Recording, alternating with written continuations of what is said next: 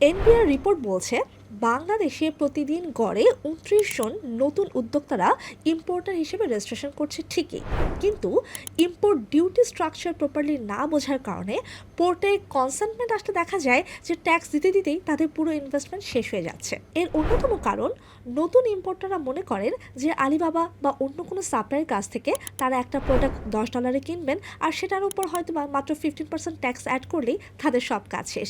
কিন্তু রিয়েলিটি কিন্তু একদমই ডিফারেন্ট। যখন আপনার কনসাইনমেন্ট পোর্টে আসে আর তখনই দেখা যায় যে আপনি যে প্রাইসে মার্কেটে প্রোডাক্টটাকে সেল করতে চেয়েছিলেন তার চেয়ে বেশি খরচ আপনার ল্যান্ডেড কস্টেই চলে গেছে। ওয়েট, তাহলে কি করবেন? আজকে এই সলিউশনটা আপনাদের সাথে শেয়ার করব। তার জন্য অবশ্যই আপনাদেরকে ভিডিও শেষ পর্যন্ত আমাদের সাথেই থাকতে হবে। এই বিষয়টা বোঝার জন্য আপনাকে শুরুতেই বুঝতে হবে ডিউটি স্ট্রাকচারটা কিভাবে কাজ করে। ব্যাপারটা যদি আপনাদেরকে খুব সিম্পল ওয়েতে বোঝানোর চেষ্টা করি, তা হলো প্রোডাক্ট ইম্পোর্ট করতে গেলে ট্যাক্সের হিসাবটা মেইনলি কয়েকটা লেয়ারে করতে হয়। যার প্রথমেই থাকে বেসিক কাস্টমস ডিউটি, তারপর আসে রেগুলেটরি ডিউটি। এরপর যদি সেটা লাক্সারি গুডস হয় তবে যোগ হয় সাপ্লিমেন্টারি ডিউটি, আর সবশেষে থাকে অ্যাডভান্স ইনকাম ট্যাক্স আর অ্যাডভান্স ট্যাক্স। এই লেয়ারগুলোর কারণেই ডিফারেন্ট প্রোডাক্টসের কস্ট প্রাইস ডিফারেন্টভাবে বেড়ে যায়। চলেন আপনাদের সুবিধার জন্য একটা সহজ এক্সাম্পল দিয়ে পুরো বিষয়টাকে আরো ক্লিয়ার করে বুঝি। মনে করেন আপনি 1,00,000 টাকার একটা প্রোডাক্ট ইম্পোর্ট করেছেন। আপনি হয়তো ভাবলেন যে ট্যাক্স 20% মানে 20,000 টাকা, কিন্তু প্র্যাকটিক্যালি যখন ইম্পোর্ট ডিউটি স্ট্রাকচার বুঝে স্পেসিফিক প্রোডাক্টের জন্য ক্যালকুলেট করবেন, তখন দেখবেন যে সেই ট্যাক্স হয়ে গেছে আনুমানিক প্রায় 30 থেকে 35,000 টাকা। কারণ এই ক্যালকুলেশনটা শুধু 1,00,000 টাকার উপরে হয় না, এটা হয় প্রোডাক্টের অ্যাকচুয়াল কস্ট প্লাস সব ডিউটি যোগ হওয়ার পর যে অ্যামাউন্টটা আসে তার উপরে। এখন চিন্তা করেন, আপনি যদি এই 15,000 গ্যাপটা আগে না জানতেন, তাহলে আপনার প্রফিট মার্জিনটা আপনি প্রপার ওয়েতে ক্যালকুলেটই করতে পারতেন না।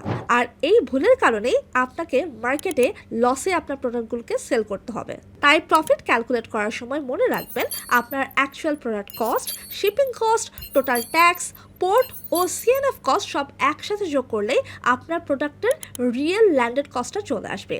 আর এই ল্যান্ডেড কস্টের উপরেই যখন আপনি এক্সপেক্টেড প্রফিট যোগ করবেন, তখনই আপনি বিজনেসের লং টার্মের জন্য সাস্টেইন করতে পারবেন। একটা কথা অলওয়েজ মনে রাখবেন, একজন স্মার্ট ইম্পোর্টার পোর্টে প্রোডাক্ট আসার পর ট্যাক্স নিয়ে টেনশন করে না। সে প্রোডাক্ট অর্ডার করার আগেই নিজের লাভ আর লসের হিসাবটা করে নেয়। সো আপনি যদি লং টার্মে এই সেক্টরে টিকে থাকতে চান, তাহলে ডিউটি স্ট্রাকচারটা জানাটা আপনার জন্য খুবই দরকার। আপনি যদি একজন নতুন বিজনেস ওনার হন অথবা কাস্টমসের এসব ঝামেলায় একদমই জড়াতে না চান, শুধুমাত্র চান যে আমি শুধু সেলস এবং মার্কেটিংয়ে ফোকাস করে আমার বিজনেসটাকে গ্রো করব, তাহলে আপনার সকল দুশ্চিন্তার জন্য ওয়ান স্টপ সলিউশন হচ্ছে স্কাই বাই বিডি। চায়না থেকে প্রোডাক্ট সোর্সিং করা থেকে শুরু করে আপনার হাতে পৌঁছানো পর্যন্ত মাঝখানের সব দায়িত্বই তাদের। তাই দেরি না করে আজই ভিজিট করুন স্কাই বাই বিডির অফিসিয়াল ওয়েবসাইটে আর আপনার ইম্পোর্ট বিজনেসের স্বপ্ন শুরু করুন স্কাই বাই বিডির সাথে। এরকম আরও ইনসাইডার টিপস, কন্টেন্ট গাইডেন্স এবং স্টেপ বাই স্টেপ সলিউশন পেতে স্কাই বাই বিডির অফিসিয়াল ইউটিউব পেজে আজই সাবস্ক্রাইব করুন।